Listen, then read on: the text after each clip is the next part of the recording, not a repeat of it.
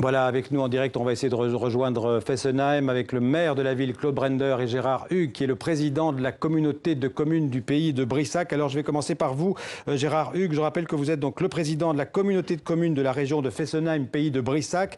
Est-ce que vous êtes inquiet pour l'emploi dans votre région ? Oui, bien sûr, on ne peut pas être inquiet dans la mesure où on perd quand même globalement avec cette fermeture, avec le premier réacteur aujourd'hui ou hier soir et puis le deuxième au mois de juin. On doit être inquiet puisqu'on perd quand même 2000 emplois directs et indirects. Donc ça aura des conséquences énormes sur la vie de notre territoire, en termes de commerce, en termes d'immobilier, en termes d'animation culturelle et associative. Donc bien sûr qu'on s'inquiète. Qu'est-ce que vous réclamez de la part du gouvernement français? Quelles mesures est-ce que vous attendez? Il y a plusieurs mesures.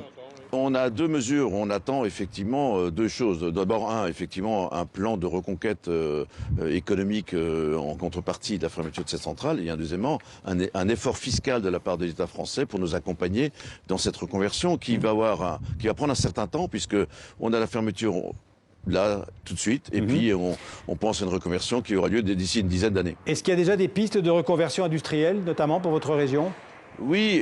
Oui, on est en train de travailler sur du foncier à rendre disponible, bien sûr. Donc il faudra là aussi un certain temps, on compte une année. Et donc une fois qu'on aura du foncier disponible, on pourra faire une démarche agressive, un peu de recherche d'entreprise pour s'implanter sur notre territoire. Alors je voudrais m'adresser maintenant à Claude Brender qui est à côté de vous, le maire de Fessenheim. Claude Brender, est-ce que vous m'entendez? Bonsoir, je vous entends très bien. Bonsoir, vous avez comparé la fermeture de cette centrale de Fessenheim à une euthanasie. Pour vous, les deux réacteurs peuvent encore fonctionner pendant 20 ans? Écoutez, effectivement, c'est le cas, puisque ces deux réacteurs ont toujours été relevés par l'ASN comme étant parmi les meilleurs du parc nucléaire français. Et donc cette fermeture au bout de 40 ans de fonctionnement, alors que l'État, quelque part, reconnaît avec l'accord qu'il a passé avec EDF que cette centrale aurait encore pu tourner 20 ans et va indemniser EDF pour 20 ans de production perdue, alors que nous, territoire, on ne va pas être indemnisés pour 20 ans de fiscalité perdue. Donc bien sûr, ces 1000 emplois sur le territoire direct à Fessenheim vont nous faire très mal pour ce territoire. Pour vous, arrêter Fessenheim, c'est une décision politique?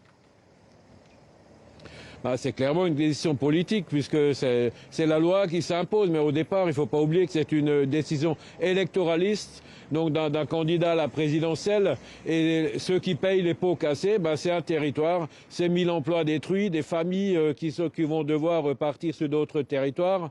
Donc c'est un vrai déchirement après 50 ans de présence sur un territoire. Nous sommes toujours autant en colère par rapport à cette décision qui est totalement inique et qui est injuste, qui est incompréhensible par rapport au climat, par rapport à un territoire, par rapport à des emplois. Donc oui, nous sommes toujours autant en colère par rapport à cette décision. On l'a bien entendu.